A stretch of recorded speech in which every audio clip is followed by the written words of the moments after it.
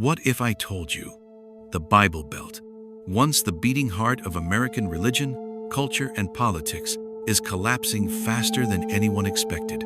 For decades, this empire of churches shaped presidents, passed laws, and defined morality for millions. But today, pews are emptying, donations are drying up, and once mighty megachurches are quietly shutting their doors. Why is this happening? Because beneath the sermons and stained glass, the Bible Belt was built on power, money, and influence. And when that foundation cracks, the whole empire shakes. This isn't just about faith. It's about the fall of one of America's greatest cultural empires, and what replaces it could reshape the nation forever. So, the real question is the Bible Belt collapsing because America is losing faith, or because faith itself was turned into a business? 1. The Bible Belt's rise, an empire of faith and power. To understand its fall, we first need to remember its rise.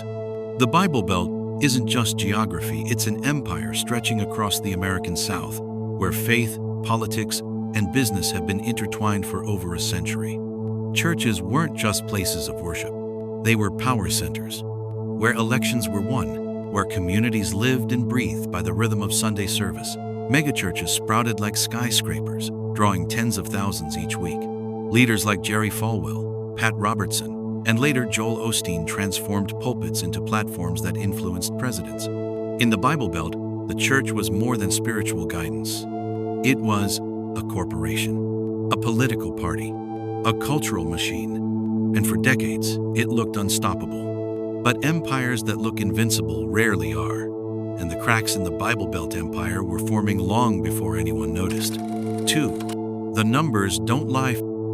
Faith in decline. Here's where the story gets real. In the 1990s, over 70% of Americans identified as Christian. Today, that number has plunged to less than 63%, and it's falling every single year. In the Bible Belt, once the stronghold of faith, attendance is dropping faster than anywhere else. Young people are leaving the church in record numbers. Mega churches are shrinking. Donations are drying up. In some southern states, more people now identify as knowns, no religion at all, than regular churchgoers. Think about that.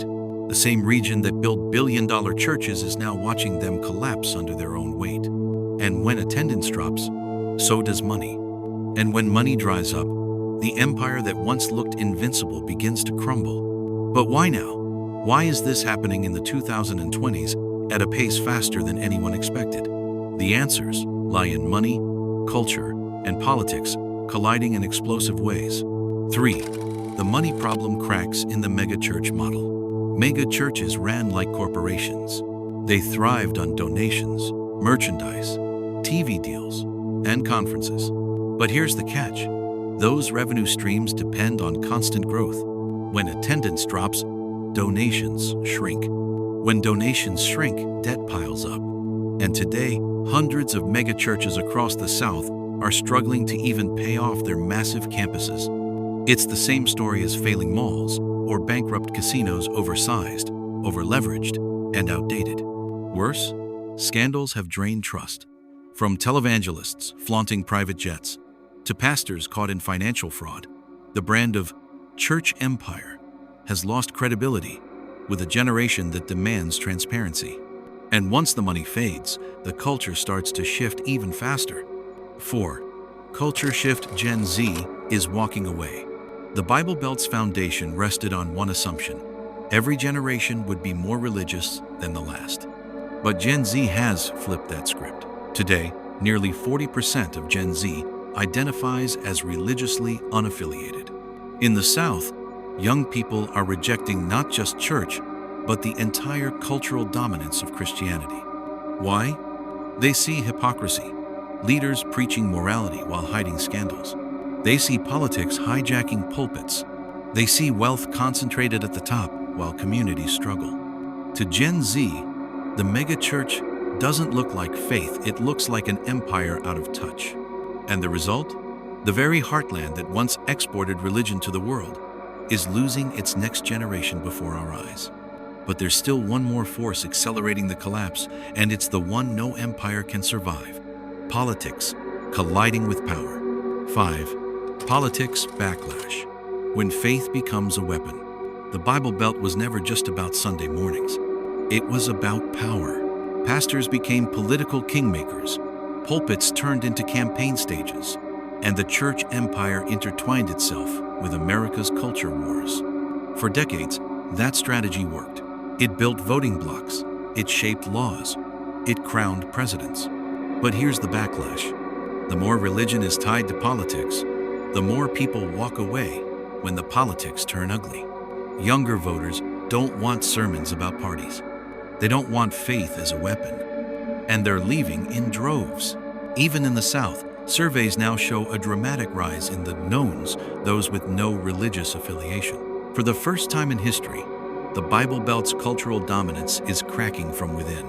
And the irony? The empire that once thrived on moral authority is now undermined by its own pursuit of political power. Which brings us to the breaking point, when empires no longer fall quietly, but collapse suddenly. The hidden fragility. Here's the irony no one wants to admit. The Bible Belt looks strong from the outside, but it may be the most fragile empire in America today. Church buildings still dot every corner. Politicians still invoke faith at rallies. Headlines still call it the stronghold of religion. But underneath, the foundation is cracking. Membership is falling. Tithes are shrinking. And younger generations are gone before the pews can even notice. Once the money dries up, once the pews get emptier, the illusion of strength collapses. What looked like an unstoppable empire suddenly feels like a house of cards. And history proves, when empires fall, they don't fall slowly. They collapse suddenly, sometimes overnight. When empires collapse, think about Rome. It looked untouchable roads, armies, culture that spanned the known world. And yet, it rotted from within before the barbarians ever breached the gates. Think about Enron, a giant crowned America's most innovative company. It imploded in months because its empire was built on illusions. The Bible Belt faces a similar danger, not from outside enemies, but from within overconfidence, corruption, and a refusal to adapt. Because empires don't just fade, they crack, and when they do, the fall always comes faster than anyone expects. So the question is, if the Bible Belt is truly cracking, what does that mean for the rest of America, built inside its shadow? The empire question. This isn't just about church pews. This isn't just about Sunday sermons. This is empire building. For decades, the Bible Belt wasn't just a region, it was the cultural engine of America. It shaped elections. It shaped laws. It shaped how millions of people thought about morality, family, and even money. But today, that empire is shaking. And like every empire in history from Rome to Wall Street, the real question is simple. How long before it breaks? And when it does, what happens to the rest of America still living in its shadow? So the next time you see a headline about shrinking congregations or fading influence in the Bible Belt, don't just think religion. Think empire, because what's happening in America's Bible Belt isn't just about faith. It's about power. It's about culture. And it's about the slow-motion collapse of an institution that once defined a nation. This is Behind the Billions. If you want the unfiltered truth about empires rising, ruling, and falling in real time, hit subscribe, because this story is only beginning.